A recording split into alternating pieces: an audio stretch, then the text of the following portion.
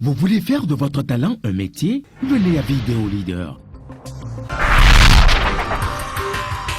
Vidéo Leader. Numérisez votre vie.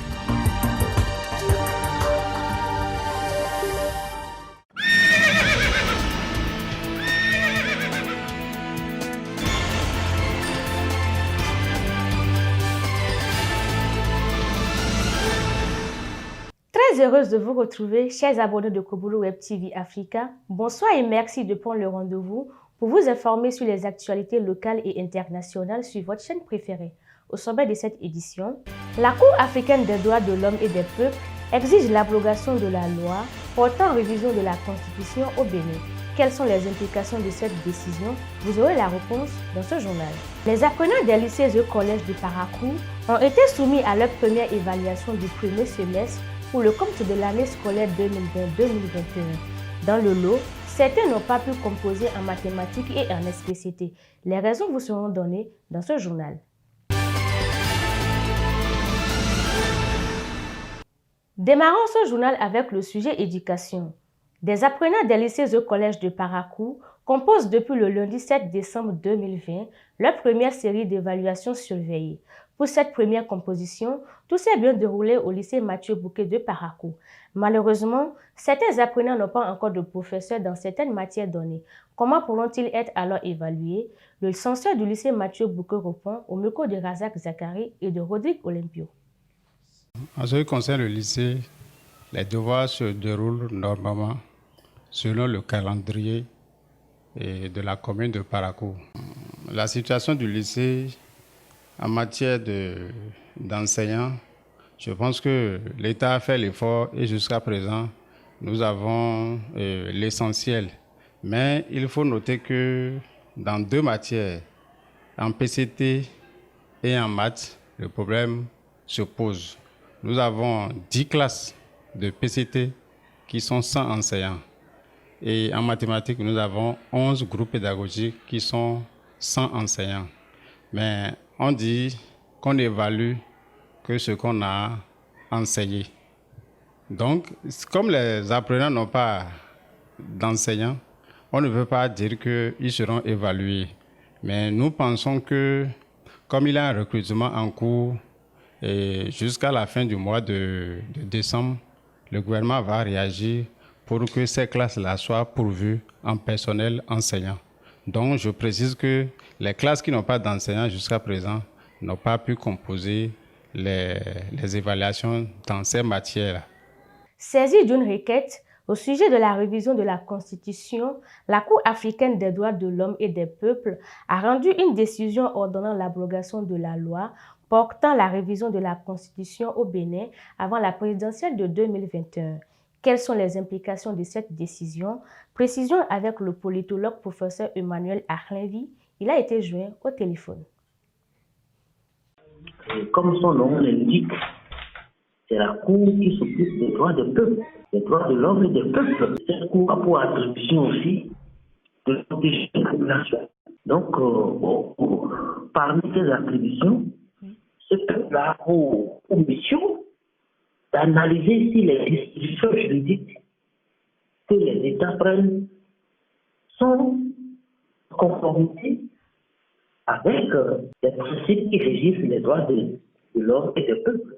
À ce titre-là, si un État légifère faute des lois qui ne vont pas dans ce sens-là, la Cour peut donner son avis. Alors, s'il y a une révision de la loi, il y a des dispositions, et même pas la compétition, la concurrence et le pluralisme de la démocratie, la Cour peut se prononcer et donner son avis et peut faire des injonctions. Si le Bénin n'obtempère pas, c'est que le Bénin ne reconnaît pas l'autorité institutionnelle internationale. Or, dans le droit, il y a ce que nous appelons la hiérarchie des normes. C'est-à-dire qu'une norme internationale prime sur une norme nationale. En introduction au droit, dans le cours d'introduction au droit, nous étudions la hiérarchie des normes. Voilà les situations auquel le pays peut être amené. Sit-in des conducteurs de taxi-moto de la ville de Parakou ce mardi 8 décembre 2020. Cette manifestation est survenue suite à l'arrestation de certains d'entre eux.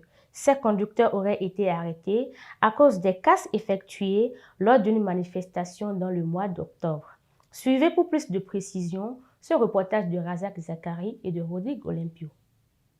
Mouvement d'humeur de conducteurs de taxi-moto de Parakou ce mardi 8 décembre 2020. L'arrestation de certains d'entre eux serait à la base de cette manifestation. On s'est soulevé ce matin, c'est suite à l'arrestation de 4 de nos représentants, nos porte-paroles qui ont été pris hier. Ils ont été pris sans aucune justification. Quand le commissaire est venu, il nous a dit au plus tard à 14h qu'ils vont les libérer. On a attendu jusqu'à 14h, rien. Après tout, on a entendu que c'est 18h, rien. Ces conducteurs réclament la libération de leurs amis et la dissolution des bureaux des syndicats. Ce que nous voulons, c'est la justice. Nous voulons qu'ils libèrent nos éléments. De deux, nous ne voulons plus les syndicats. Nous voulons seulement trois bureaux. Chaque arrondissement aura un bureau et bien surveillé par la mairie. Aux dernières nouvelles, ces personnes auraient été arrêtées suite aux casses des bureaux effectués par ces conducteurs lors d'un accident de circulation qui a coûté la vie à l'un de leurs le mois d'octobre passé. Depuis un certain temps, dans la partie septentrionale du Bénin, l'harmattan s'est installé. Cette année, le constat est que les matinées sont légèrement froides. Dans l'après-midi, l'air se chauffe très rapidement avec un soleil ardent et les nuits sont souvent froides. Un météorologue explique ce phénomène et donne quelques impacts que ce changement climatique pourrait avoir sur l'environnement.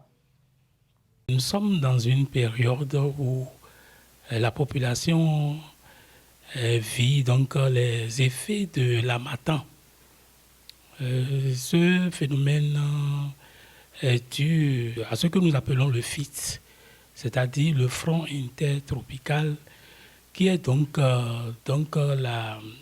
une frontière entre le vent chaud et sec qui souffle du continent vers la mer. Pour ce phénomène où nous ressentons dès à présent donc des poches de chaleur, des flux de chaleur qui nous envahissent, c'est que disons que cette frontière de vent là est aspirée vers le Sahel. Et, disons, vers le Sahel à des moments donnés, ce qui fait que nous ressentons sérieusement donc, de la chaleur avec des formations de nuages que nous vivons généralement en temps de pluie. Au niveau donc de l'environnement, pour ne pas dire du côté de l'agriculture, nous avons donc des plantes qui se dessèchent rapidement pour se renouveler donc par la suite. À présent, les informations hors de nos frontières.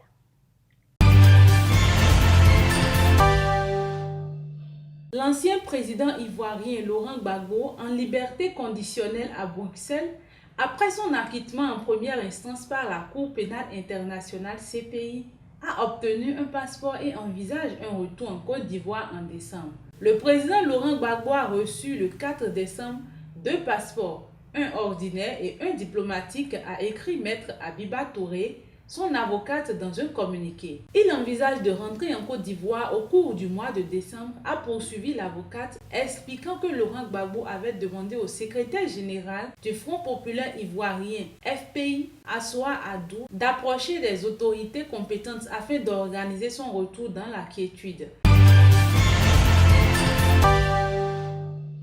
Au Ghana à présent, ce pays attendait mardi dans le calme les résultats de l'élection présidentielle au lendemain d'un vote qui a été salué comme un exemple à suivre en Afrique de l'Ouest, même si plusieurs incidents ont été signalés. Le scrutin s'annonce serré entre le président Nana Akufo-Addo, candidat pour le nouveau parti patriotique NPP, qui brigue un second mandat, et son prédécesseur John Mahama, leader de l'opposition du Congrès national démocratique NDC. La veille, plus de 17 millions d'électeurs étaient appelés aux urnes pour choisir entre 12 candidats à la magistrature suprême, dont 3 femmes, et élire leurs 275 députés.